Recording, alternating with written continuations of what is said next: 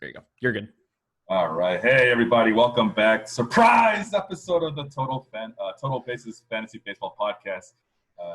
I'm finally back from paternity leave. Sean's been holding it down in my absence. I thank you for doing that, Sean, and being patient with me as baby Penelope is finally in a point where I could take some time for myself and go back to doing what I like to do, and that's talk fantasy baseball with all my friends here.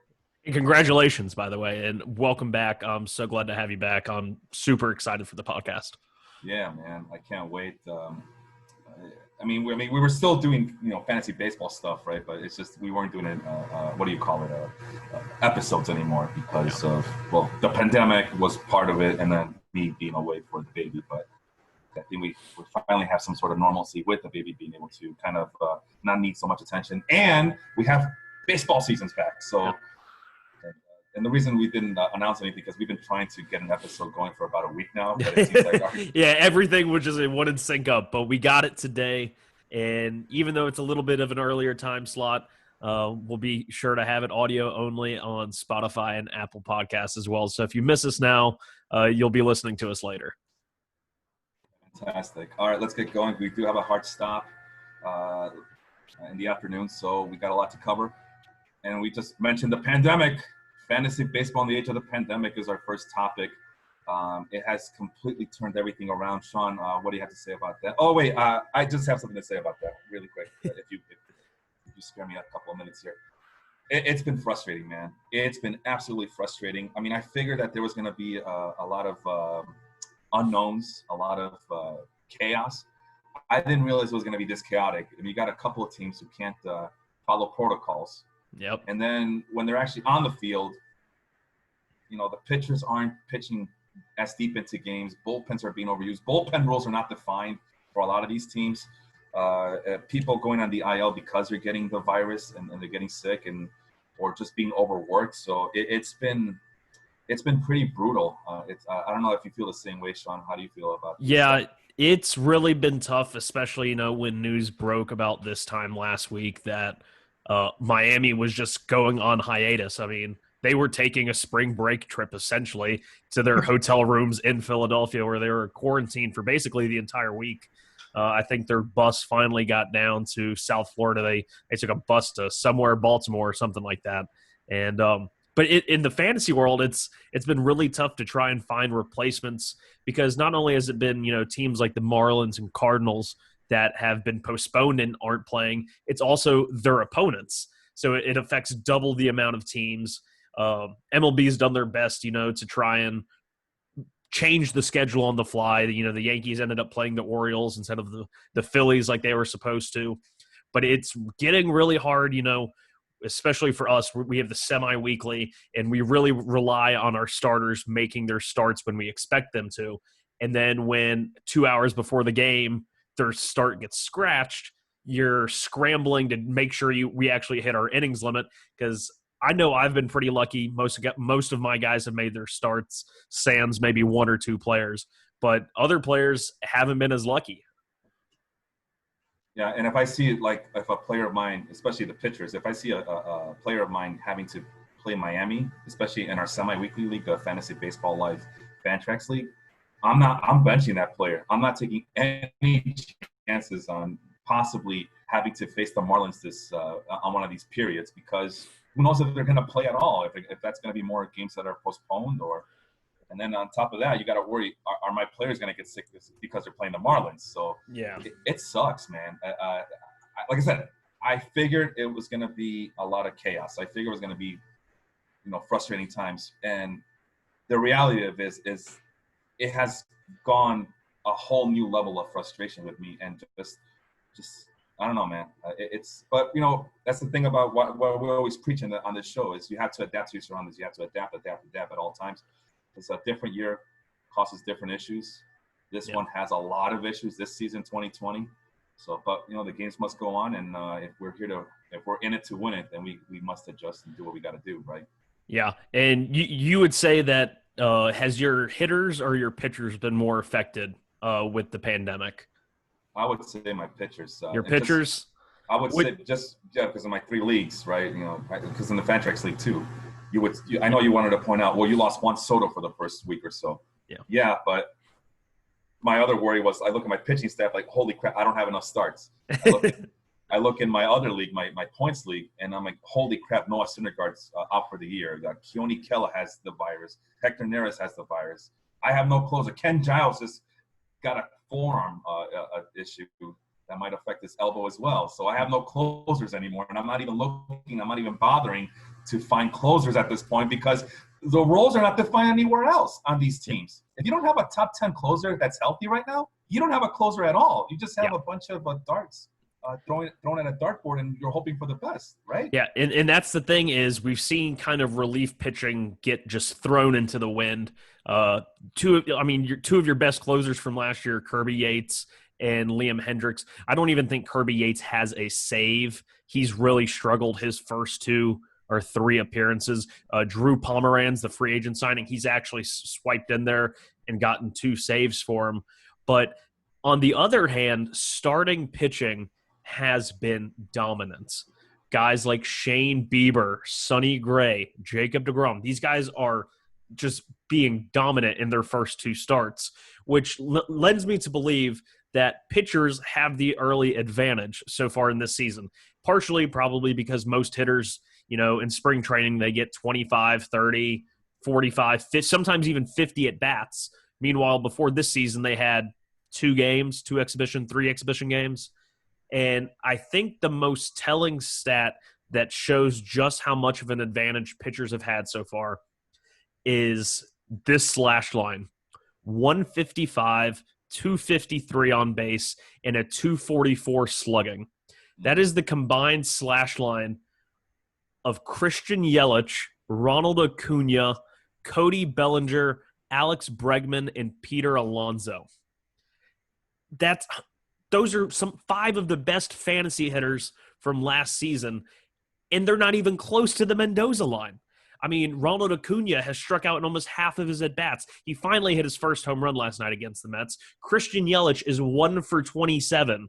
He has an exactly 0 BABIP because his one hit was a home run.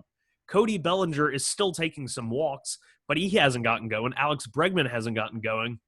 Peter Alonso is drifting back and forth between swinging at everything and actually having productive at-bats. But the guy who hit 53 home runs has yet to hit 1, and we're 9 games in, and he hasn't hit 1 home run. It's amazing to me that pitchers have been this dominant, which usually in a regular 162-game season, I always feel like it's your pitching that carries you down the stretch. But with how this season is situated, I believe it's going to be pitchers dominant early, with hitters getting hot maybe 2 or 3 weeks before the season ends, and the hitters are going to carry their teams into the postseason. Wow. Yeah, I mean, it makes sense, especially, we're still under the, what do you call it, the home run ball, right? We still have that the rabbit going. ball. That's what I call it, the rabbit ball. So we have that at these hitters' advantage, at these hitters' tutelage. So while that's going on, yeah, I could definitely see that. And also hitters they're going to be, for the most part, playing in hot weather, which is always another adage, right? Yeah. Wait till it gets warmer, then these hitters will heat up, because right now it's too cold to be hitting a baseball, April and May, sometimes on the in the northern part of the world, or the United States and Canada. Well, maybe not Canada, but you get it. So yeah, it's a good one. But for me, I get all that. I mean, I have Christian Yelich in my points league. He's one of my keeper players, and he hit a home run against the Cubs last weekend, and I thought, all right, he's back, and then he's been going 0 forever, striking out every time. Striking out a bunch just like Acuna. It's crazy. But what can I do? I have to start him, right? I'm not going to bench Christian Yelich just because he's struggling. What am I, a rookie here? And that is the thing, is even though these great players are struggling, I think it is best that we preface all of this with saying it's only 9 games. Yeah. Granted, 9 games in a 60-game season mean a whole lot more, but in the analytical view of how we analyze these players, it's still 9 games worth of at-bats. I mean, that's one great week or one terrible week that can be followed by a great week. I mean, it's people are freaking out, and I don't think they need to, whether that's about their players or about their own teams, whether it's about their real life teams or their fantasy teams. I don't think you need to make any rash decisions after week one. Maybe if you start seeing the same things in week 2 and 3, you got to find something and do something drastic, but don't overreact. Yes, players are struggling, but don't overreact to it. Yeah, and that's the thing, though. It's hard to not overreact because, like you mentioned, it's a sprint this year. Yeah. Right? T-Mobile, free T-Mobile things as well. But that's the thing, though. It's, I guess, with your established players, it's the first 5 rounds of your draft, right? The first 6, the first 10 maybe. You got to be patient with those guys. But for everybody else, you kind of just have to ride the hot hand while you can, because I don't know if we establish our feelings towards like certain players, right? We get asked a lot. You think this guy's for real? Like JP Crawford's a great example, and we'll get to him in a second. But you think he's for real? And I'm like, does it matter this year? Is he for real? Just ride the hot hand, man. Is he for real right now? If so, he needs to be starting in your lineup. He needs to be in your lineup, exactly. So, but at the same time, you got to remember it is JP Crawford. So he's not for me. He's not a long-term replacement, because as soon as he starts dipping, I'm already looking for someone else. So yeah, and that's the other thing I was going to mention to you about this whole pandemic, Sean, is you have to be more vigilant on the waiver wire than in years past. Yes. I mean, I know most people look forward to making trades. Like, why would you want to this year? It's because the players you trade for, they might not play the whole season anyway, so you might as well cut your losses and just look at the waiver wire constantly if you can, right? Yeah, I want to say I made all of my transaction limits in our Fantrax Baseball Life League. I didn't mean to make one, which prevented me from getting a rookie catcher by the name of Dalton Varsho, who, once again, we will get to later. I had tried to add Zach Plesac after his great 8-inning, 11K start. Once again, starting pitching being dominant, that entire Cleveland Indians staff. Shane Bieber, Mike Clevenger's gotten off to a little bit of a rough start, but Aaron Savale and Zach Plesac were fantastic. I tried to add Plesac, and I accidentally added Adam Plutko. And I had to turn around and fix that. And then when I went to go add Varsho, it said, you have reached your transactions limit. And I was like, no. And then Mario Margola, of course, was very quick on the trigger. And once the news that Varsho was being called up, made sure to swipe him up. So you do have to be aggressive. You do need to be vigilant on the waiver wire. I think that's where teams are going to win. That's where they're going to replace their injuries. It's not going to be a lot of trades this year. It's going to be a lot of aggressive waiver wiring. And you're going to probably see players you didn't think would be dropped get dropped if an injury happens. Like, I'm looking at losing Roberto Ozuna in one league, and I'm contemplating dropping him because I need the relief pitching, and he has the forearm thing. And whenever I hear a pitcher with the forearm thing, I automatically assume the worst. So, like you said, it's going to be a lot on the waiver wire. So let's get to it. I mean, in my points league, I needed some help with the waiver wire, right? So if I can just share my screen and do my world famous or infamous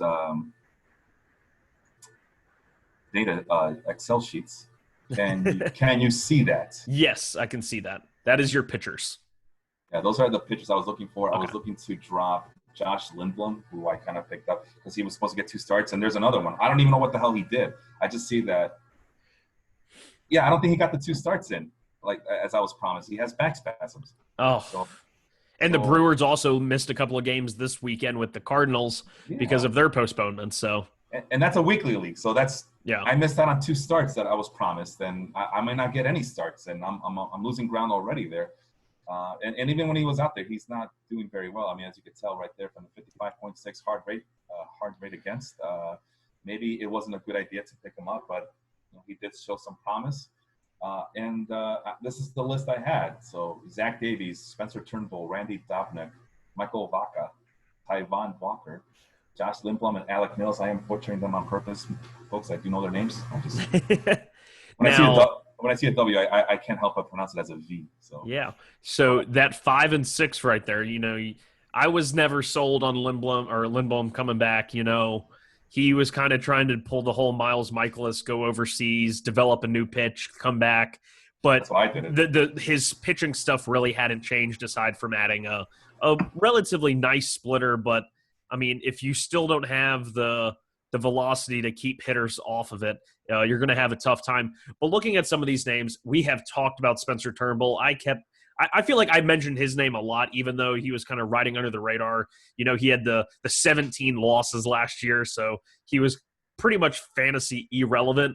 But I saw the underlying stats. He had a great breaking ball, but he was using a sinker instead of a four-seamer. Wasn't really optimizing his strikeouts. But through his first two starts, he has faced a really good Cincinnati Reds lineup, and he's gone 5 innings with 8 strikeouts and 6 innings with 6 strikeouts, only give up 3 runs in between the starts. He's a guy that if he's available, you need to go at him. And then you have guys like Taijuan Walker and Michael Wacha, who, like, did we just go back to 2013 or something? These guys are actually fantasy relevant. Michael Wacha struggled last night against the Braves, but he had a great start versus the Red Sox. He has one of the best changeups in the game. His velocity is hitting back up to 94, 95. I haven't seen Walker pitch, but he just had a great start. I don't know the details of it. I need to go back and watch. But these are some interesting names. Guys like Randy Dobnak, Mills, and Davies don't really tickle my fancy, but Turnbull, Wacha, and Walker are 3 guys I'm definitely keeping an eye on. I already have Turnbull in our Fantrax league, and I'm so excited. He's been my best starter so far, him and Glasnow. Yeah, and I wasn't gonna go after the guys from 5, 7, and 8. Line item 5, 7, and 8, which is Randy Dobnak, Alec Mills, and Zach Davies. As you can see, I'm annotating with my drawer there. Yes. I was not gonna, but I was still, you never know. You always want to be curious about these guys and see what they can do. But at the same time, yeah, the top 3 right here, Turnbull, Wacha, and Walker were the guys. It sounds like I'm a Muppet right now. Turnbull, Wacha, and Walker. Those were the 3 guys I was interested in. And I was talking to you last night about it. And okay, I'm going to get Spencer Turnbull because the stats confirm what I thought of, what I already knew was that Turnbull was the best pickup. And somebody snatches him right up.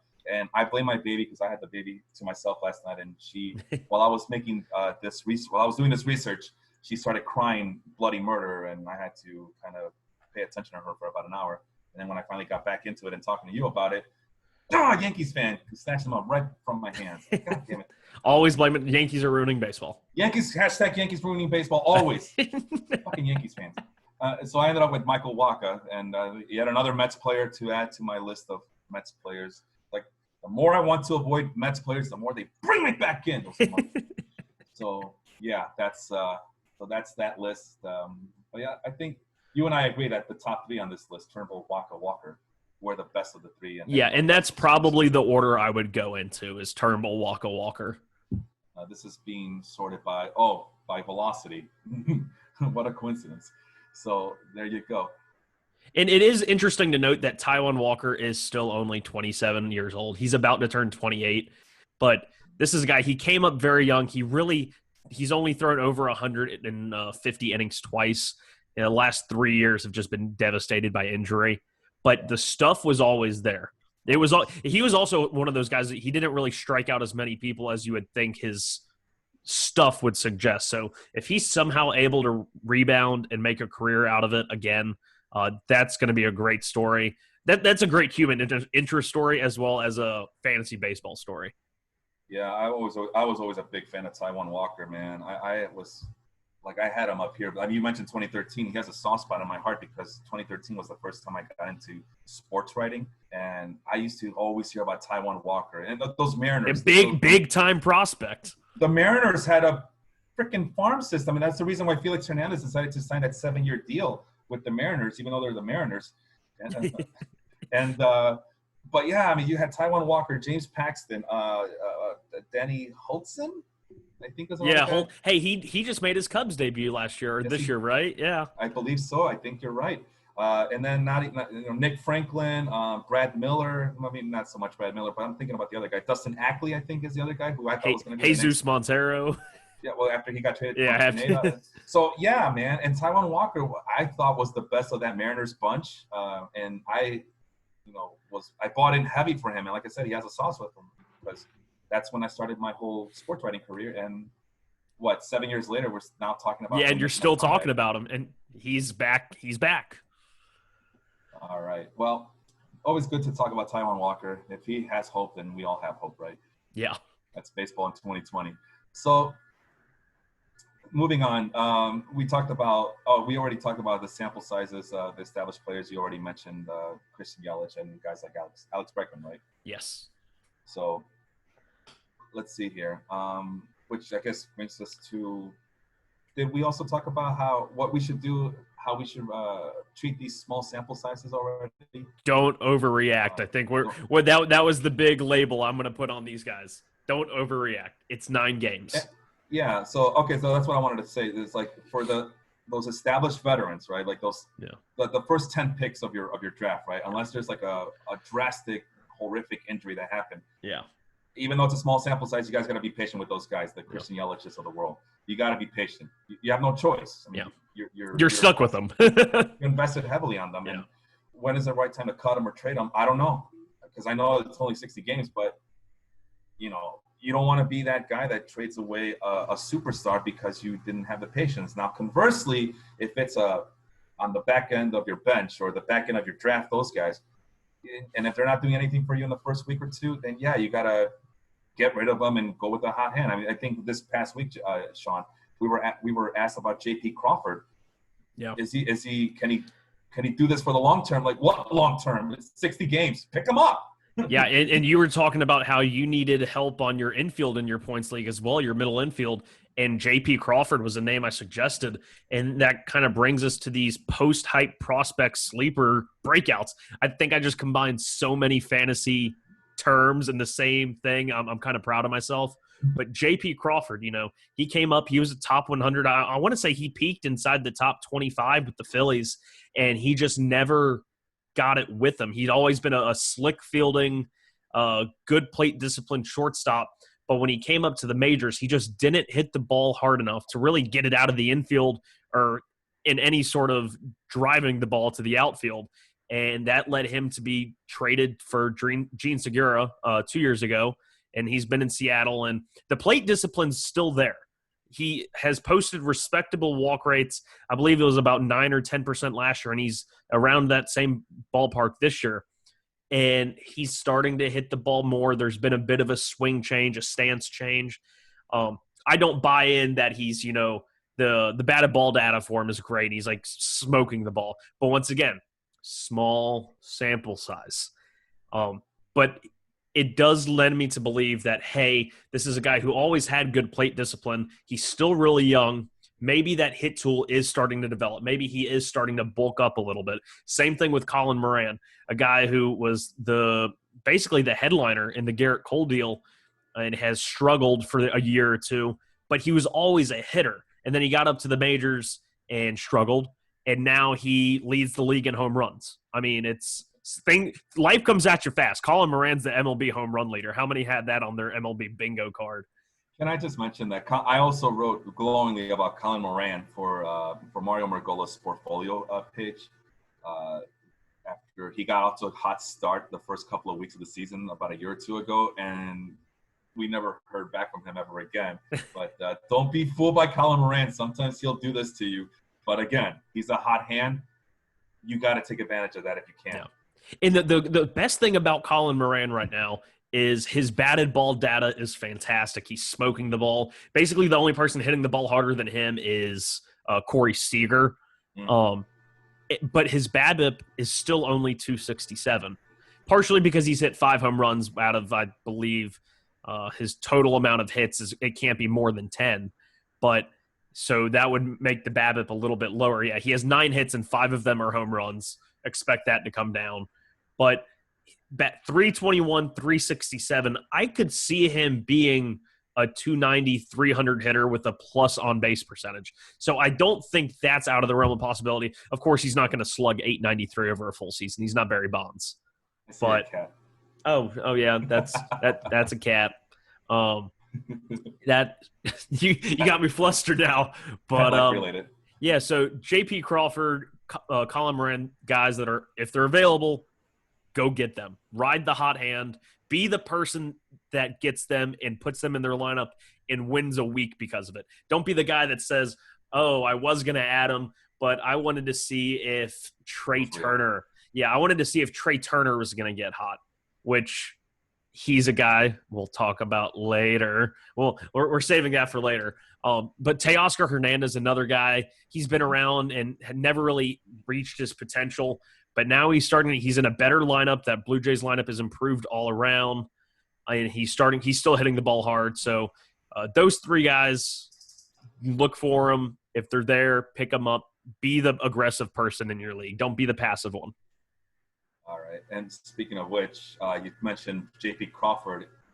If we can just change gears a little bit and go back to my points league, I have another spreadsheet to share because, let's face it, this Total Bases Fantasy podcast is not complete without me constantly bombarding you guys with spreadsheets. Can you see that, Sean? Yes. All right. Oh, they want you to change your name, by the way. Oh, okay. Okay. Thanks, Henry. So Tim Anderson got hurt. I believe it was a groin injury, which sucks because there's a guy he's basically J.P. Crawford, but I already drafted him, right? So he's J.P. Crawford with no plate discipline. I'm sorry, that's what I meant to say. He's the opposite spectrum of J.P. Crawford. There you go. Yeah. But it's the same production, or at least it could be close to the same production in terms of batting average. That's what I meant. Yeah. Yeah. So I'm already have a big mess at middle infield for various reasons, right? Injuries. Yeah. I think I drafted Colton Wong as my second baseman, and I thought I could maybe. Yeah, it's not good. I'm sorry. Did I say that out loud? Yeah. Yeah. Anyway.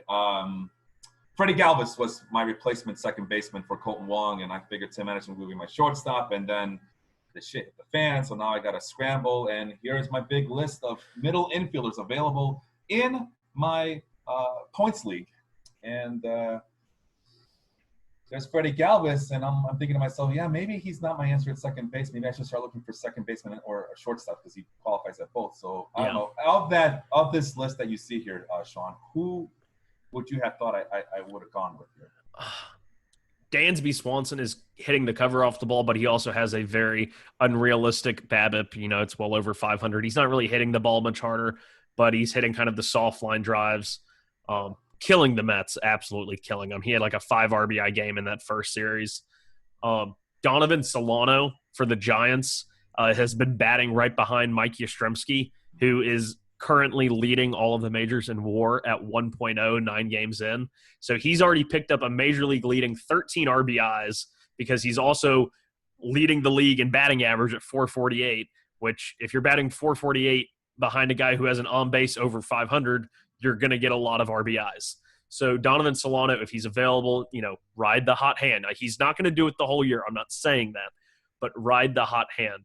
Hanser Alberto was one of those guys we talked about when we made those great lineups out of terrible teams.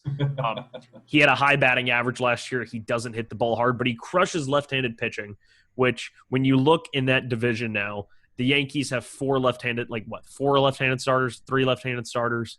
The Red Sox have a couple, and he crushes them. I saw on Twitter, it was really funny. They said if it was a league that hitters only faced left-handed pitching, would Hanser Alberto go 1 or 2 behind Mike, in front of Mike Trout or behind Mike Trout? And it's just so weird. He's like a totally different hitter on that side.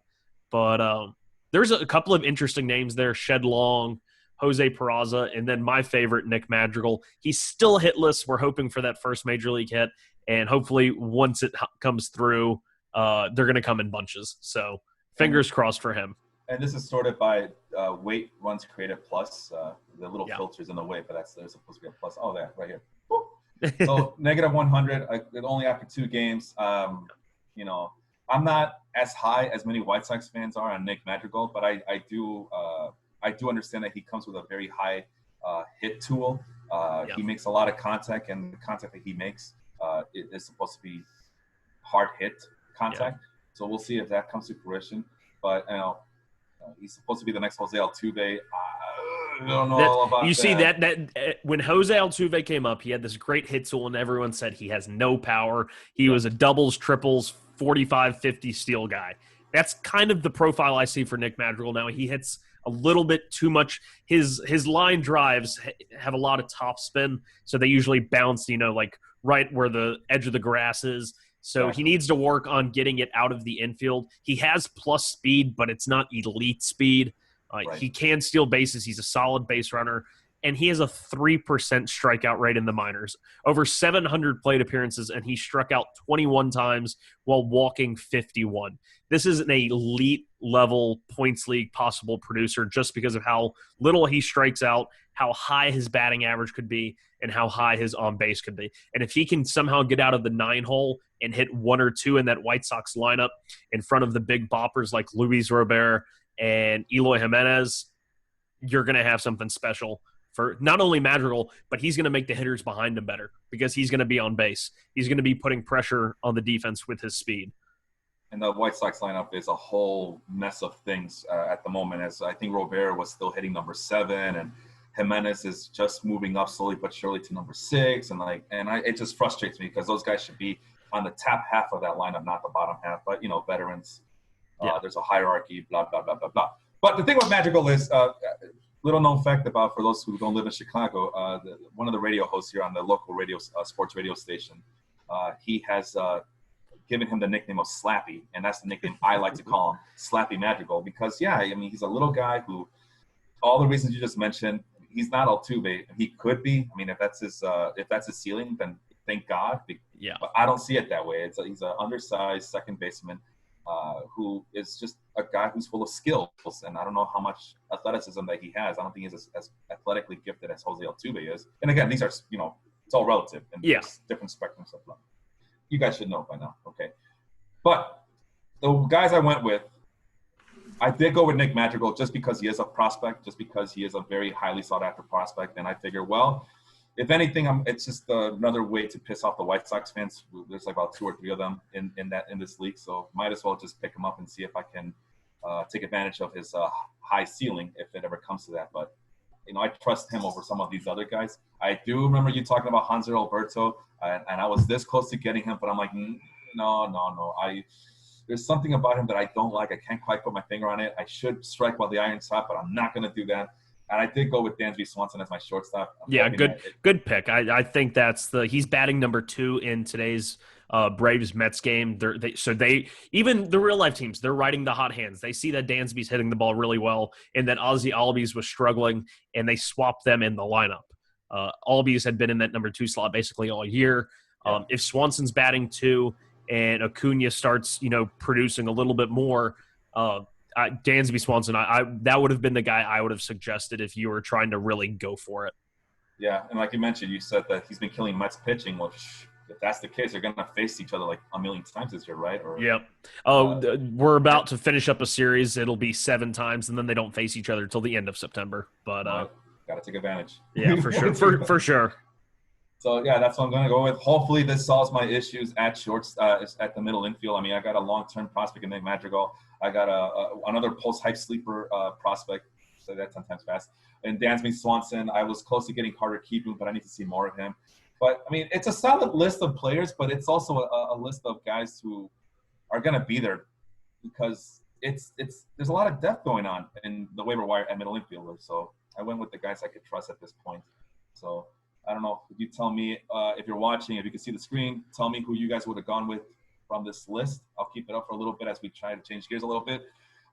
Before we get to the rookies, I know you wanted to talk about rookies. Henry, our fearless leader and member of our fantasy baseball fan tracks league, does have a question about Chad Green. Now that Tommy Conley's out for the season, Chad Green, and it goes in part with the whole pandemic, right? And how teams are utilizing these pitchers, the starting pitchers.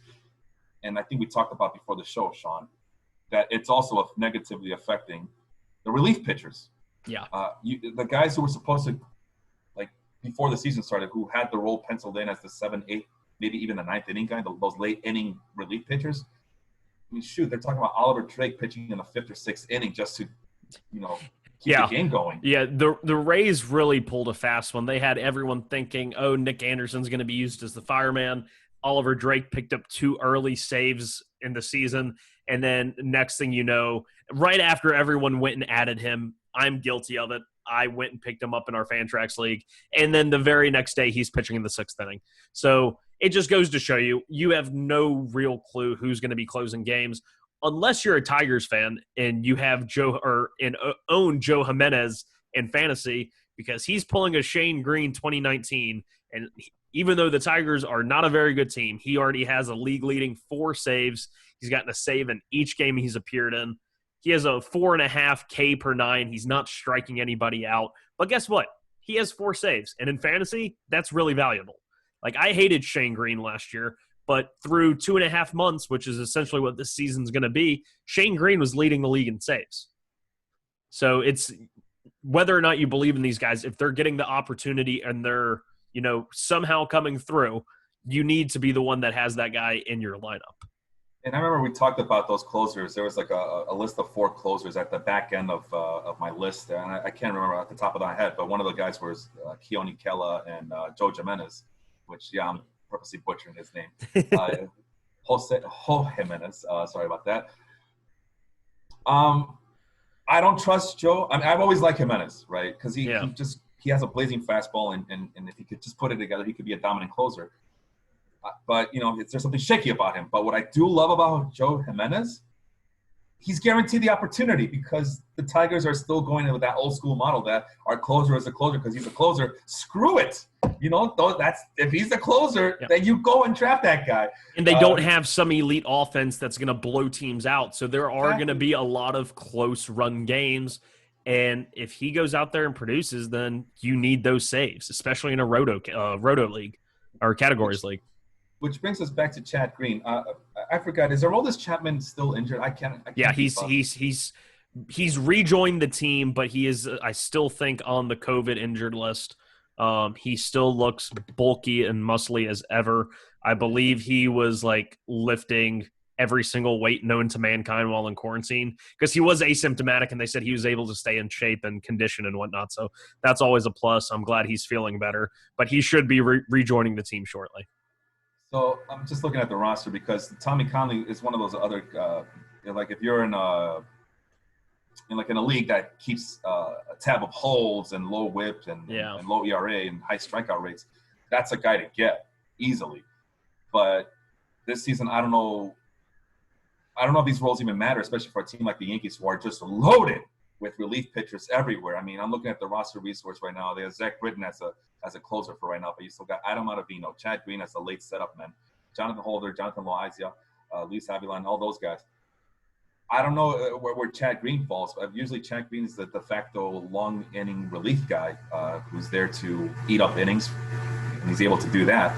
But if you're looking for him to like maybe steal a save or get some holds or whatnot, I don't see him not going too far off his usual production in terms of like all the sets I just talked about. Yeah.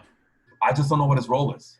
I mean, it says he's a late setup guy, but we all know better, right, Sean? Yeah. I mean, it's just managers are managing some of these games like they're already in the playoffs.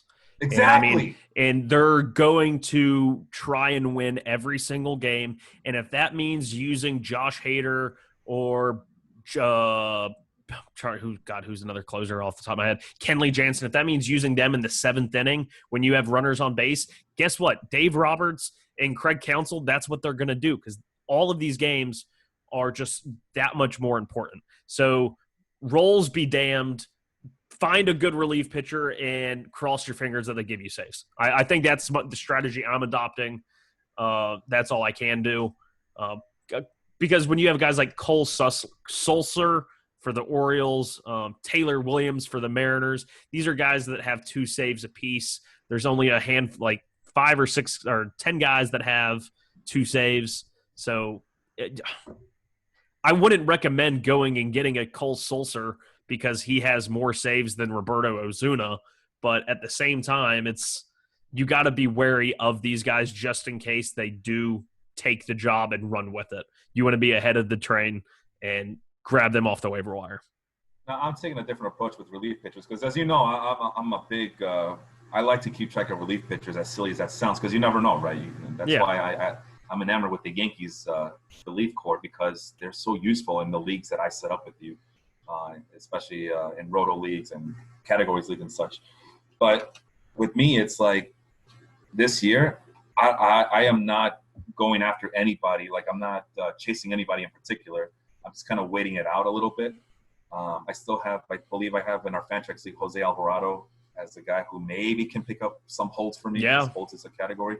But usually I just pounce on these relief pitchers like a loose football. Like, I can't believe Kirby Yates is out. This is like a couple years ago, right? When before he was a closer, it was Brad Hand was still the closer for the Padres. And I'm looking at Kirby Yates like, oh my God, Kirby Yates is available. You guys are crazy. And I pick him up and I just put him in my relief pitching slot, and I just get the low ERA, the low WHIP, and the holds and all of that. This year, I'm not as aggressively pursuing them. I'm just taking a wait and see approach because of the different the nature of these games. There's 60 games. I know we can't say that enough, but it's 60 games this year. Yeah. I think you put it perfectly saying their managers are treating these like playoffs because it is a sprint. Yeah. You don't have time to like, well, we'll put in our fifth best relief pitcher to see if he can get us out of this fifth inning. You can't do that anymore. You gotta if the other team is threatening to score runs, a lot of these teams like screw that. Let's bring in Josh Hader. Let's bring in Oliver Drake. So to go back to Chad Green because I feel like we keep circumventing. Expect the same from Chad Green, but I don't know about the saves if that's going to happen. But yeah, especially if Chapman, Henry did say that he has been activated. If Chapman's available, he's going to get the saves, I would think. They have enough weapons, Adam Ottavino, Chad Green. I think those are going to be the guys that you see in a fireman role while Chapman retains the purely ninth inning closer. He might be one of the few that he is there. He is not going anywhere else. That's his job. Chapman's always my number one relief pitcher. Even though that team is loaded with relievers, there's no question who the main closer will be. Yeah. So, I mean, I know that Josh Hader was like a lot of people's number one consensus coming into the season, but I'm like, no, I don't think so. Not with that Brewers. The Brewers love to use them a lot. So anyway, enough about relief pitchers. Chad Green. So short answer. He's expect the same from Chad Green moving forward, as he will not be a setup man as soon as Chapman gets back on the team and will just be relegated to whatever he's been doing the past few years. You wanted to talk about rookies, right? Yes. Go ahead. So we have there's been, 9-10 games played so far. There have been 68 major league players that have made their debut in these last 10 games. I wish I could go back and do some like Elias Sports Bureau historical research on it. That'd be really cool. How many, if that's the most that's ever made their debut in 10 games, like it has to be pretty close. Leading the way for the rookie hitters is, mega prospect Luis Robert. I'm not really sure how they pronounce the last name, but he has the most hits of any rookie. He has the most home runs of any rookie. He's still not walking. He's swinging at everything. But guess what? He seems to have a really good contact ability. We'll see how pitchers adjust to him. But other names that aren't as highly sought after as Luis Robert are Andres Jimenez, shortstop prospect for the Mets. He was a surprise to make the opening day roster, and he's actually appeared in every single Mets game in some capacity, whether he started, been in as a defensive replacement, or as a pinch hitter. Really good speed, good defense. That the defense doesn't really help you in fantasy, but it could get him in the lineup.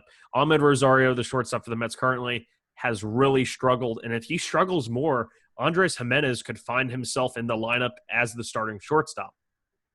Nick Madrigal, we already talked about, another guy to focus on. That second base job is basically his, and he's only played 2 games. Dalton Varsho, a catcher who's also capable of playing all 3 outfield spots. And the Diamondbacks manager is Torey Lavello. Lavello, I believe, is the manager. I'm not sure. He is going to be used off the bench for now, but they're saying that they're going to play him at catcher and outfield. This is a guy who went 20 home runs and 20 steals in Double-A last year. So that's like the production that everybody looked for in JT Realmuto like 3-4 years ago. And then Edward Olivares, outfielder for the San Diego Padres, also killed it in Double-A in the Texas League with expanded rosters. He made it with a great summer camp and spring training, several months ago. And he's picked up a few starts. Will Myers has been DHing a lot as well, so that opens up playing time for Olivares, who has a nice power speed combo as well. Are there any rookies that you've really seen that have caught your eye so far? Luis Robert, for obvious reason. He's in 2 out of my 3 leagues, and he's on the White Sox, and so I hear it from Matt Bush every single day. Did you see that thing that Luis Robert did yesterday? Oh my God, he's like the biggest fan of his. So yeah, that's one guy. But I honestly don't keep track of rookies like that. They're either called up or they're not called up in my world. Yeah. So I really don't have anything off the top of my head except for Luis Robert because he's the obvious one for certain reasons. Well, to go back, you said you're struggling with relief pitching. And I have 3 relief pitching rookies to go along with a couple of starters. Brady Singer was a top prospect. First time. Yeah, and he's already made 2 starts for Kansas City. Even though he doesn't have overpowering stuff, he has really good command, which over at Pitcher List, they have the statistic called CSW percentage, which is the combination of your swinging strike and your called strikes. And he actually posted anything over 32% is considered very good. And Brady Singer with so-so stuff is at a 34.5 caught swinging percentage. I think that's what they call it. And Nate Pearson, of course, he made his debut, and everyone talked about, Nate Pearson throws super hard. And then he came out in the first couple of innings, and his fastball really was like 93, 94, and I was a little bit worried. And then as he got to he was dueling Max Scherzer. It was awesome to watch. Great curveball. He has great command. And then as he got into that 4th and 5th inning, it started creeping up, 96, 97, 97. And it reminded me so much of a young Verlander, how he was throttling like that. Anytime I see a pitcher like that, I always think of Verlander in Detroit, how he used to do that. Christian Javier for the Astros, of course, they're being decimated. Speaking of Verlander, they're decimated on their pitching front, both in the rotation and the bullpen. He is a guy who in 2019 at 3 different levels in the minors, high A, double A, and triple A, posted a sub-1 whip, even though he had a 4.7 walks per 9. It almost seems impossible to do. He did it because he was striking out 12 and 13 per 9, and he was just unhittable. He was so unhittable that he walked guys that much, and he made his debut against a really potent Dodgers lineup and posted a 36 caught swinging percentage. Mets rookie David Peterson, I just wanted to give him a shout-out. He's kind of a Mark Burley clone. I'm not really sure if he's fantasy relevant, but could protect your ratios if you need it. But to relief pitching, this is where I wanted to help you. Blake Taylor is a guy that was traded by the Mets to the Astros in the Jake Marisnick deal. Left-handed reliever, really came on strong last year. He's already appeared in, I believe, 4 games. He's thrown 6 1/3 innings, 7 strikeouts, only given up a couple of hits, 1 walk, and like 7 strikeouts. And they're utilizing him, and this is why I think he'll be valuable. Both him and Brandon Bielak, another Astros bullpen arm, they're both being utilized how Chris Davinsky was 2 or 3 years ago, when Davinsky was one of the best relief pitchers, non-closing relief pitchers, and he was super valuable. Both of these guys are being utilized just like him, and Bielak reminds me a lot of him because he has a great changeup just like Davinsky did. And also Cody Whitley is a St. Louis Cardinals relief pitching prospect. He's already called up, made his debut. Yeah, I see. Write it down. Go help your fantasy team. I know I'm giving you free tips. I haven't picked up these guys yet, so I'll give them to you. But yeah, Blake Taylor and Brandon Bielak, if you don't have them, go get them, especially Bielak in most leagues. He is starting pitcher and relief pitcher eligible. So if you're in a points league, you can insert him into a starting pitcher role if you don't have, a starter going that week or something like that. Henry just mentioned that they can't find Yoenis Cespedes. No show. The team cannot reach him. You're a Mets fan. Any intel on that? I've been a very vocal detractor of Yoenis Cespedes. Everyone during summer camp saw him hit a couple of home runs and catch balls behind his back in left field. This was a guy, the last time we saw him in 2018, was a 30% strikeout hitter. He was all or nothing. He was basically up there guessing. Granted, when he guessed correctly, if he sat fastball and got a fastball, he could launch it a hell of a lot far away. Or if he sat breaking ball and got a breaking ball. But that's the thing. He was a guess hitter. He's still a guess hitter. He struck out almost in 50% of his plate appearances. I think he's at like 45, 46%. I mean, it's rough to watch him at the plate. And I think the Mets might have a quick trigger with him because they do have other DH options like Dominic Smith and JD Davis. So Henry might be trying to pick at me, but I'm not a big believer in Cespedes to begin with. So joke's on you. All right. Let's. Any other rookies you have for us before we move on to the? Those are the big ones. Pearson, Javier Singer. In the bullpen, you got Taylor, Bielik, and Whitley. All right. Let's go on. We've been mentioning the Fantrax League. That's the Fantasy Baseball Life, the unofficial, official baseball fantasy baseball league of the group. So let's talk about it. First off, you, sir, are not only in first place, but you've been crushing the competition. You know what? Let's share that screen. I do have the league up. I don't want to take my victory lap just yet. Oh, just do it. It's 2 games. I think 2 games in our league equals to like. Well, we were supposed. We're a semi-weekly league, so I guess that would be what? Shoot, maybe. I think that might be like 10 games already for you. Can you see the standings? Okay. Yes. I just want to go back and correct. Henry, when he commented, I thought he was just saying that since Cespedes was being so bad that's why he has not been heard of. But Cespedes is not at the ballpark. He did not report at all. He was not in the lineup. He has not reached out to the team. They do not know where he is. He is literally missing. Holy moly. Yeah. So just to throw a wrench on this season, just when you didn't think it could get worse, you want to Cespedes. But maybe he went to Magic City. I don't know. Maybe he fought another pig and he's afraid because he lost again. I don't know. But in all honesty, I hope he's okay. I hope nothing bad has happened. Fingers crossed. That would be terrible. Getting back to fantasy baseball.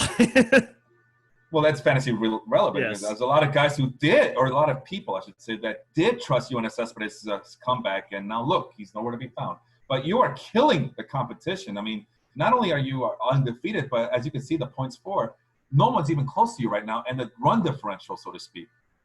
I mean, this is dominant, man. How does it feel? I've had a couple of good weeks. Is that okay to say? I believe my pitching has really carried me, which is funny because if we go back to draft night, I had all of Noah Syndergaard, Luis Castillo, all of these guys that were sniped right in front of me. And I pivoted and I got guys like Tyler Glasnow, who started off really well. Spencer Turnbull I picked up. Julio Urias, Zach Wheeler only made 1 start, but it was a really good start. Ross Stripling has given me 2 wins in both of his starts for the Dodgers. And guess what? Turnbull, Stripling, these are all guys I didn't draft. I picked up. I mean, so you have to be aggressive, especially when, Clayton Kershaw went on the IL, and that all but guaranteed a spot for Ross Stripling. But my pitching has really carried me. I did not think pitching would be my strength. I've gotten a lot of stolen bases, which was kind of my plan all along, getting guys like, Jose Ramirez steals bases, Trevor Story steals bases, George Springer steals bases. So that plan is still working. My batting average is a little lower than I'd like it, but everything is kind of working as intended so far.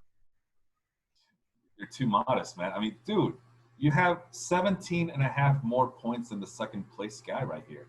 I think that's Jim Gray. I think I remember Jim Gray. This is what I don't like, though. I wish they had the owners next to it.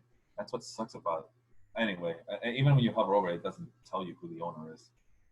So, yeah, that's Jim Grave, though. I just checked right now. But, yeah, you're 17 and a half points ahead of Jim Grave, according to how they – I guess, they're keeping track of the number of wins, so to speak? The categories you win. That's essentially what it is. Each category you win. When I faced Aaron the first week, I won 13 categories, I believe. And we tied for 4. And then in the second one, I won 17 categories. That's insane. You're blowing the wall. And you're blowing us out, man. In week 3, I don't want to rain on your parade, but I'm winning 18 categories in week 3. Yeah. Not week 3, period 3. Remember, we were period 3. I'm sorry, but period 4 tomorrow through Thursday. It's Mano y mano, me versus you. We'll see how many Oh, categories I can pick up. is it rivalry week already? Yeah, it's rivalry. I don't. Put on the hats and jerseys, people. Yeah, forget the podcast. It's murder now. Hey, but you know what? Juan Soto's coming back. I know my offense has kind of sputtered. I have a lot of bad hitters on my team, but hopefully with Juan Soto, he'll carry everybody with him. So I can't wait to see him perform and produce for my team. But like I said, Jim Grave and our buddy Jet are the only undefeated teams in this league. Everybody else is 1-1, and then the three teams haven't won a game. Henry Maldonado, who's still with us, although he just said that he thinks they're two quote unquote shitty losses. I don't know what that means. He feels maybe he got shafted. I don't know. Aaron, our fearless admin and our various life groups, is still without a win. And I forget who the Will Ponzis are. That, I believe, is Jacob. Oh, Jacob. I'm sorry, yes. dude. So basically, all of the admins in our various life groups are still without a win. But it's still. But the good thing about our league is that you have Monday and Friday to, fix your lineup and see if you can get the extra categories 2 weeks at a time, as opposed to just waiting for the long week to end. So hopefully they can turn things around. It's still early enough, but it is a sprint, as we've been preaching here. And I'm winning my game this week, so I feel good about my chances. You're dominating, like you said. You know what? Since we're already here, let's tell me if you could see that. The live scoring. Yes. All right. And look at the matchups. And so, yeah, I'm winning 15-7 against, I forgot who that guy is. I think that's James Handebo, the former Long Island pitcher. Yes. Okay. You're crushing a guy who's supposed to be the second best team in the league. You're just killing him. So we're screwed. Our buddy Mario Mercola is making mince meat out of Jacob right now. I believe this is Mike Harvey's team. Molina is better than Trout. Yes. And he's defeating, I forgot, Andrew Sullivan, right? Yes. Okay. And this is hey, Aaron alert. She might get her first win if she keeps it going. I don't know. She's got that one category lead, or as Henry knows, the meme that I sent him was the crying, oh, did somebody lose by one category? Well, shoot. Right. Well, speaking of Henry, he's losing by 8 categories against Matthew Whelan. So we'll see if Henry can pull a comeback in today's game, but it's not looking very likely, as it looks like King Pupi is going to be 0-3 after this period. So there's their standings. You also wanted to mention some league leaders in our league. Is that correct? Yeah, it was just a statistical guys, and we already touched on a couple of them. Donovan Solano is leading the league in batting average. He's leading the league in RBIs. Oh, you were actually able to get to that screen. Yeah. Tommy Pham, that kid, Tommy Pham has 5 stolen bases. Net stolen bases. He has 5? No, he's +5. Yeah, but that means he's stolen at least 5 bases. Holy moly! I did not think he had stolen that many. Yeah, I kind of dropped his name earlier when you were talking about stolen bases, and I went like Tommy Pham, and I don't know if you caught that or not. But no, I did not. I did not realize he had that many stolen bases. Well, big fan of Tommy Pham, man. Yeah, I've always liked him. Talking about steals, kind of transfer, because I think we got the most home runs was Moran, batting average and RBIs Solano, taking advantage of batting behind Mike Yastrzemski. Tommy Pham really does have 5 stolen bases. Holy moly. Yeah. And it was so funny because he's dealt with a couple of hamstring injuries the last year. And a lot of people, he's older than you think. He's like 31, 32. And a lot of people are like, oh, what if this is the year that Tommy Pham decides to stop running? Well, that was me. Yeah, 9 games in, here's your sign. He's still running. But I figured this was interesting since we're on the topic of stolen bases. The top 4 stolen base getters in the National League in 2019, Felipe, we have the same amount of Major League stolen bases as they do, which is 0. Ronald Acuna stole 37 bags last year. He has 0 stolen bases. Trey Turner stole 35 bases last year. He has 0. Imagine all those people that spent a first-round pick on Trey Turner, and it's almost 10 games in, and he hasn't stolen a base yet. And then Gerard Dyson, who's borderline fantasy relevant and maybe a 5 outfielder league just for his stolen bases. Him and Christian Yelich stole 30. Well, guess what? Christian Yelich isn't getting on base, so he can't steal bases. Yeah. So that's one of those things. That's the price you pay if you really do reach for stolen bases.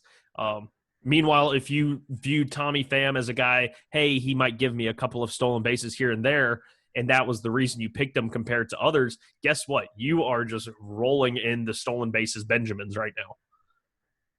I'm looking at some of these statistical category leaders, and you got J.P. Crawford, Trent Grisham. Remember Trent Grisham? That was kind of like a joke that he got traded or whatever. I remember they were mocking that Brewers Padres trade where they basically swapped the same pitchers for each other, and I forgot who went to Milwaukee in this trade. Luis Urias. Luis Urias. Yeah, Urias. And then Trent Grisham goes to the Padres, and now he's a league leader in runs scored. I roughly mentioned Trey Turner. He's actually one of my duds of the season so far, and it's only fitting that you bring up Trent Grisham completely unprovoked to say it, but Trent Grisham is one of my studs of the first 10 games of this season. This is a guy who crushed AAA last year. He's off to a 273, 383, 636 start, 3 home runs, 2 stolen bases, 10 runs. He's batting second, actually, even though he's a bit of a more on-base passive hitter. He's batting second behind Fernando Tatis. That's a great spot in the lineup to be. I found it only fitting that I talked about one dud, and now I got one stud, which is Trent Grisham, and I'm glad he's up there as well. Yeah, I just call them out when you see them. But, let's go order by order. I had the singles up, and I'll put them back in there. Kyle Lewis, who's been a hot commodity in fantasy right now. And it goes back to late last season when he came up really late with the Mariners, and it just continues for this season as more people are now desperate for any consistent hitting. And for better or for worse, he's considered to be a consistent hitter this year in this crazy 2020 season. He already has 14 singles. He's getting on base. And, David Fletcher's another guy who David Fletcher was my worst player on my cheat sheets this past year. So shows how much I know. And now he has 10 singles to start the year out and hitting 394. And and he's been a saving grace for that Angels team, especially when Mike tried out for paternity. There's your guy, Hanser Alberto. So, all the guys. It seems like we talked about these guys already. Dansby Swanson is also up there, so it's it's not a coincidence that they're supposed to be highly sought after free agents and waiver wires right now. Yes. Over at doubles, I had Christian Walker in my points league, and I dropped him, so that was premature on my part.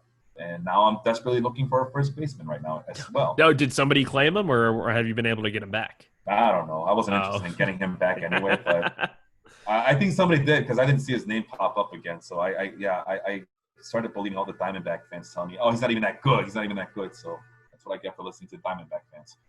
There's my guy, Tim Anderson, again, in my points league with 4 doubles already.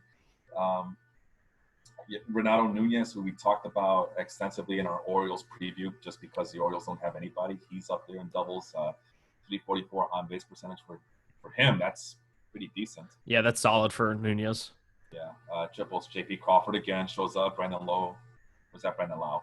Correct me if I'm wrong. Lau. Yes. He's surprisingly up there. So I just had the home runs up. Colin Moran, Teoscar Hernandez, Aaron Judge. Well, these two guys, those were your sleepers of sorts. Yep. Christian Vasquez proving Vince Mercandetti right that he might be a top 5 catcher, even though I kind of smirked to myself. But guess who picked him up in his points league? This guy right here, because I'm desperate now at this point. Miguel Cabrera up on the leaderboard as well, so that's good to see his name up. RBI, Donovan, you mentioned him earlier, Donovan Solano, league leading RBI, because Mike Yastrzemski playing like his grandfather. Yeah, he really is. And Kyle Seager is kind of coming back to form. He's not hitting the ball as great, and I didn't really get to talk about him as much as I wanted to. His brother, Corey Seager, has as many barrels which is the certain exit velocity at a certain launch angle. He has 9 barrels. For comparison, the entire Minnesota Twins, a team full of absolute boppers, also has 9 barrels so far. It's insane. So a healthy Corey Seager could be huge. Also, a Kyle Seager that's back to what we know would be huge as well. I mean, granted, it's not a great lineup, but if J.P. Crawford and Kyle Lewis, they're going to regress a little bit. But if they can still maintain some form of good production, Kyle Seager is going to be the guy batting 3rd, 4th, or 5th, knocking them in. Yeah, and it looks like he's changing his approach a little bit as he only has 1 home run this year, but playing in Seattle, I wasn't expecting him to hit a lot of home runs. But yeah, he's definitely taking advantage of all the base runners. Let's quickly move to the pitchers, as we already talked about stolen bases. Can you see another Mariners player? You say those are all the ones that are just available, I think. No. What? That's not total. That's. Oh, I am so sorry. Yeah. Yeah. There you go. I was going to say Shane Bieber has that for you. All right, let's start with quality starts. It shouldn't be too many. Okay, that's they're all going to be tied in. Wins, no. Innings pitch, maybe. I don't think so. Yeah, Shane Bieber with 14. So what? Yep. 7 innings every time he goes out. He went 6 and 8, I believe. Yeah. So we should have just said strikeouts. My bad. So Shane Bieber dominating the strikeouts. Max Scherzer second. We just talked about him being in what do you call it? A pitching duel with the rookie Nate Pearson and Sonny Gray, who is another guy I think you wanted to talk about. Yes, Kyle Bodie from Driveline Baseball has taken over there at in Cincinnati. They did a lot of work with him. Sonny Gray is one of those guys who he had a lot of issues in New York. What was it? They wanted him to throw the slider, and he didn't like his slider. He liked his curveball. Well, it turns out his slider is a pretty damn good pitch too. He's been using it as well as his curveball. He's really limiting hard contact, getting a lot of swings and misses. Tyler Chatwood was a guy I was not expecting to get off to the start he's gotten off to. But Dylan Bundy, of all the guys that I see right there, I think Dylan Bundy's the one I'm most excited about because I said earlier in previous episodes that if there's one guy that could take that Patrick Corbin level leap and just start throwing his slider way more and throwing his fastball, which is not great, less, then he could be a really good pitcher. Well, guess what? Dylan Bundy started throwing his fastball less, his slider more, and he's been throwing more curveballs for the first pitch of the count. He's like sneaking up on these guys. He says, okay, I'm going to throw you a lollipop curve, get ahead 1-0 because I know you want a fastball and you think I'm going to give you a slider or something, but he's gotten ahead with curveballs, and then he's gotten the great swings and misses like he's always done with his slider. Once again, another one of those pitch mix change to go with Spencer Turnbull that really could unlock another level for Dylan Bundy. Yeah, I'm excited for him. I knew that he would love pitching in Los Angeles as opposed to pitching in Baltimore. Yes. You're still kind of shaky about it, though, because you don't know if you should trust the guy because he appears to be damaged goods, but nothing like a change of scenery to get a guy going again, as he was at one point a very highly regarded prospect in his life. Yes. He's finally pitching up to promise. So we talked about relief pitchers earlier, and there's Joe Jimenez there with Taylor Rogers, who, what do you call it? My buddy Matt Bush, we were talking about the White Sox Twins series, and we were looking at Trevor May and how impressive he looks, and he asked, why isn't Trevor May the closer there? Taylor Rogers, they love Taylor Rogers in the ninth inning role, despite the fact that I think he's left-handed, right? Yeah, and he's left-handed, and Sergio Romo actually picked up a save as well. Granted, I think I went back and I heard that the main reason Sergio Romo picked up that save was he was already warming up in the 8th inning when the Twins took the lead, so they just went with him as well. But the fact that Taylor Rogers is left-handed, depending on the matchup, Sergio Romo might vulture a couple of saves from him. Trevor May might as well, but I think they do like Trevor May in more of that fireman role, whenever they need help. So, yeah, I agree with you on that one. But that's another thing we got to worry about now, right? In this convoluted, chaotic season is in terms of relief pitchers. If a guy is, like you mentioned, is warming up in the 8th inning, odds are he's going to go in the 9th inning because you might as well. You're not going to waste them. Yeah. You're already warming him up. You might as well put him out there and see if he can close the door for you, especially a guy like Sergio Romo, who but has it all that doesn't experience. has that experience. But that doesn't mean that we got the lead now, we're safe. So Sergio, sit down. We'll might use it tomorrow. Taylor Rogers start warming up. No, it has completely gone off the what we know as normalcy in terms of bullpen usage. And yeah, so that's another thing, another variable to consider when you're trying to figure out which relief pitchers can I trust this year. And I'm almost afraid to hit the holds button here. So we'll see how that goes. Yeah, I did not expect. Hey, another Tyler There's Rogers the brother. There's the brother. I saw him pitch last night, man. He's a weird one. The submarine delivery, and it just baffles. It baffles the hitters. I think they were facing the Rangers last night, and they didn't know what to make of him. Yes, he is very funky. Very funky. There's your guy Justin Wilson, who getting some cheap holds there for the Met. But yeah, I did not expect Jairo Diaz and Rafael Dolis, and Buck Farmer's a weird one always because every time I see him, I just kind of cringe a little bit because I don't know what to expect from him. But it looks like he's doing okay for himself in terms of holds. So yeah, there's Anthony Bass, who is supposedly taking over for Ken Giles. Supposedly, we'll see about that. They might just the Blue Jays. If it wasn't for Ken Giles, I believe they would just go bullpen by committee every year. Yeah. But anyway, that's baseball in 2020 so far. It's kind of funky. It's kind of weird. It's gonna keep you on your toes. What else do you have to say about that? I'm glad it's back. I hope it lasts, and I'm gonna kick your ass next week. Yeah, probably are. But I'm not. I don't want to brag. You might beat me. You have a very good team. No, I don't think so, man. My team is just hanging on a prayer, man. I'm just like, I'm using duct tape, Band-Aids, and paper clips. I'm MacGyvering it every single period, as I constantly use up all of my. Because you only get 7. I was gonna say I used all of mine up this week as well. So I ran out of paper clips last week. So I'm still stuck on tape and duct tape.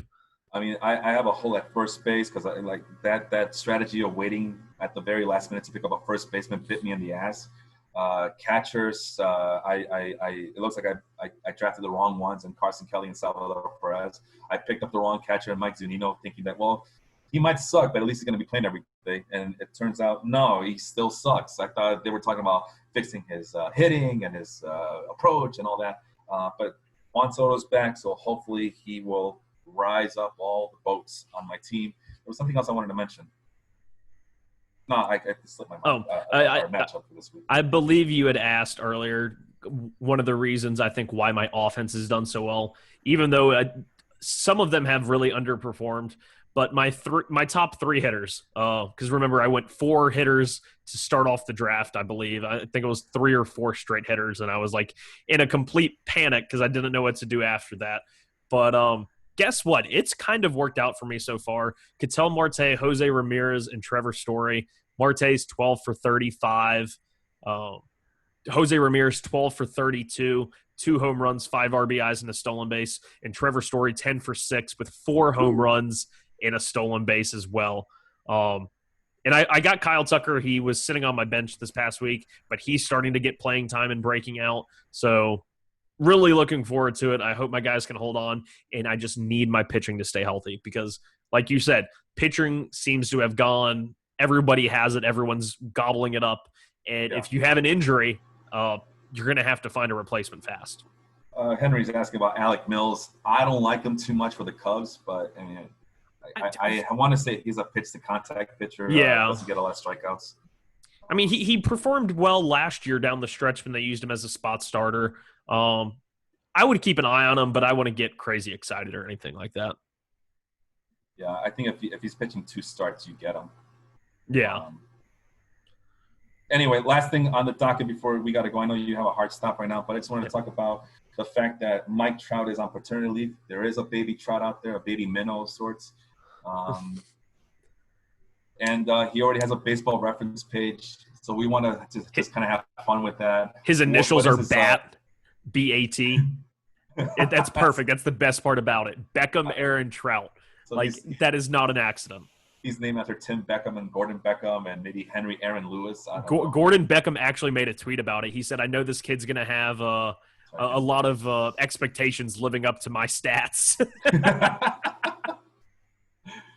And I'm sorry, I meant to say Henry Lewis Aaron, Hank Aaron's full name.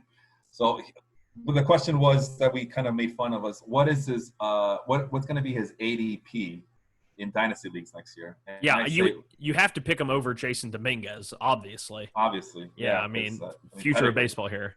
Yeah, pedigree. I mean, shit. Can you imagine being in a dynasty league? Like, I want to pick up Baby Trout right now. And it's like, why is Bat not in the player pool? I'm going to submit to Fantrax later today. I would like Beckham Aaron Trout to be added to the player pool. It's a 20-year investment, but God damn it, it's going to work out for me. You know, I'll have the last laugh in 20 years. So I'm assuming I'm not dead from this virus. But more importantly, in baseball life, and especially in my world, is we're trying to figure out a way how my baby daughter, can, in 20 years from now, end up marrying Baby Trout. So, hey, I'm gonna play matchmaker with them. Yeah, who knows? I mean, we got 20 years to plan it. They'll go on eHarmony in 20 years from now, or whatever the equivalent is, and they're gonna find out, oh my God, you like baseball? I like baseball too. So, or they go to college out on the West Coast. I don't know, but something has to happen so baseball life and Mike Trout can merge as one, so to speak, and we all are invited to the wedding. Yeah. I'm assuming Mike Trout's going to pay for it because I ain't paying for that. Yeah, and we would definitely need to set up some sort of wiffle ball tournament at the wedding. You know, as part of the reception, you have like a whole wiffle ball field, and we can all just play out there. That would be a lot of fun. Yeah, so some people have Soul Train lines, or they do the, what do you call it, the shuffle. Yeah, we play wiffle ball with Mike Trout. And Mike Trout's baby, and yeah, my daughter as well. So that should be fun. All right. Any last words from you, Sean? I'm happy to be back. I'm glad you're back, and I'm looking forward to the next one. All right. And most likely it's going to be a weekend thing for us, especially it works well for us because Monday is lineup day. So hopefully we could keep this as a regular schedule. But I'm down for the weekends. If you're down, just keep me posted. For sure. Everybody, if you guys have any questions for us, you know where to reach us. We're in the Baseball Life baseball group, and we'll see you there. Have a good one, everyone. Be sure to catch us on Spotify as well as Apple Podcasts under Life Group Podcast. And Stitcher. We will, in Stitcher as well. We will see you next week. Thanks for joining.